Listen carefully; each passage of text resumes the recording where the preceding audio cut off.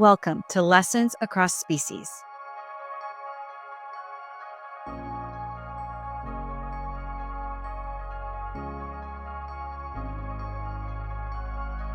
Cordelia was a backyard chicken who survived something almost unbelievable. Cordelia was living her best life and the kind that most backyard chickens are meant to live. She was scratching through the dirt, hunting insects, free ranging in the yard, and moving through her world with a quiet confidence animals have when they know where home is. And then a red tailed hawk decided she looked like lunch. He swept down, grabbed her by the back of the neck, and lifted her into the air. But Cordelia was bigger than expected. About 30 feet up, he lost his grip, and she fell. Her owner saw the whole thing happen. By the time they arrived at the hospital, they were shaken. Cordelia was in shock. Most of the skin from the back of her head down to her neck had been torn away by the hawk's talons. She was not standing. She was panting. We moved pretty quickly. We gave her pain control fluids and we stabilized her. And then we took some radiographs to check for fractures. And somehow her legs were not broken. That part was a small miracle. But the wounds were serious. We cleaned them, dressed them, and improvised some bandages. And once she was stable enough, we took her to surgery. A lot of the remaining skin had already lost its blood supply, so we saved what we could, and we knew there might be more work ahead. And there was. Over the next 6 weeks, Cordelia needed 2 more surgeries, repeated bandage changes daily, and medications, and very dedicated nursing care at home. And chickens, honestly, can be incredibly remarkable healers. Slowly but surely, Cordelia started to become herself again. Mostly. Because her owners later told me that even after her wounds had closed up, she still hesitated before going back outside. And when she did go out to free range, one eye stayed fixed on the sky up above. Her skin had healed, her nervous system hadn't got that memo. And that is the part of the trauma that I think we often misunderstand in animals and in people. When something terrifying happens, the brain does not store that experience like an ordinary memory. It does not pull it neatly in a file labeled bad things that happened once. The brain is built for survival. So when a threat is intense enough, the threat detection system in the brain tags that experience with urgency. Remember this. Remember where you were. Remember what it smelled like. Remember what you heard. Remember the direction the danger came from. Because next time, remembering quickly may keep you alive. That's not a malfunction. That is a working system, and it works exactly the way it's designed.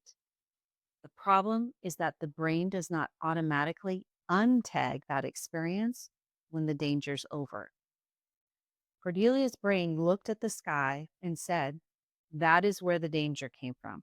Watch it." And honestly, from her brain's point of view, that is a very reasonable conclusion. I have seen the same pattern in other species. I have had clients tell me their dog will not go back into a room where they were standing when an earthquake hit. Think about that for a moment. The floor moved without warning. The whole world became unstable. The dog did not know why it happened. The dog did not get an explanation afterward. So why would that room feel safe? The brain says, this place was dangerous once. Avoid it. That is not drama. That's not stubbornness. That is threat learning. And this is why the phrase, just get over it, kind of bothers me a lot. Not because I think people who say it are always trying to be cool, but often they're frustrated or they're scared or they want someone they love to stop suffering. But just get over it is bad science. It assumes the nervous system should recover on the same timeline as the calendar. It assumes that because the event is over, the body should know it's over. But the nervous system does not heal by being told the danger has passed. It heals by being shown gradually and repeatedly that the present moment is different from the traumatic one. And that distinction matters because pushing an animal or a person too hard, too fast, back into the thing they fear does not always create resilience. Sometimes it creates shutdown. In behavioral medicine, when we help an animal recover from a fear response, we are not trying to overwhelm them until they stop reacting. We are trying to keep them below the point of panic. We use gradual re exposure. We use distance and choice and repetition. We pair the feared thing with something safe and positive. The goal is not to convince the brain that the original danger was imaginary. Because for Cordelia, it was not imaginary. That hawk was real. The fall was real and the pain was real. The goal is to help the brain collect new evidence. Today, the door opened and nothing bad happened. Today, I stepped into the yard and nothing came falling from the sky. Today, I stayed outside for a little longer and I was still safe. That is how the nervous system updates slowly. And I think about this in human medicine, in human life too. My nephew had a severe peanut allergy, the serious kind, the kind that you carry an EpiPen, read every label, and you know that one wrong bite could become life threatening.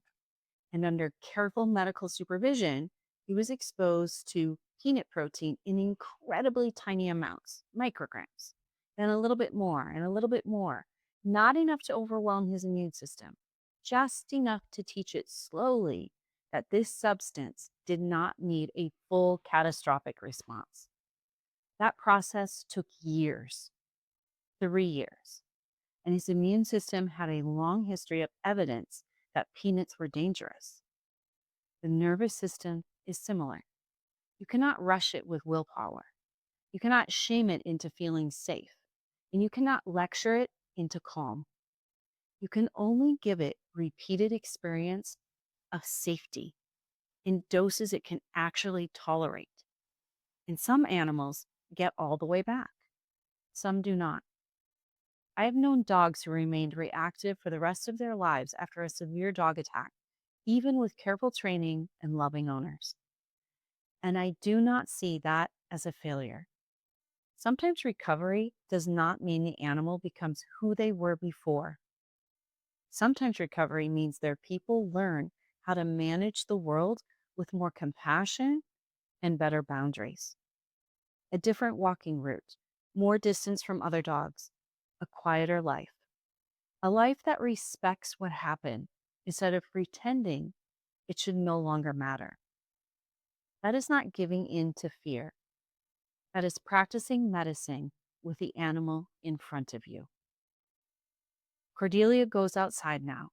She hesitates at the door. She watches the sky, but she goes. And I do not think that is a small thing. That is the brain working hard to update a model of the world that was built on real, terrifying evidence. She has not forgotten what happened. She is learning, one day at a time, that today is not the day. The hawk has not come back. Maybe it never will. And slowly, in ways we cannot fully see from the outside, her nervous system is building a new case. This is what healing often looks like. Not a switch flipping, not a wound closing and leaving no trace, not a straight line from injured to fine. Healing can look like hesitation.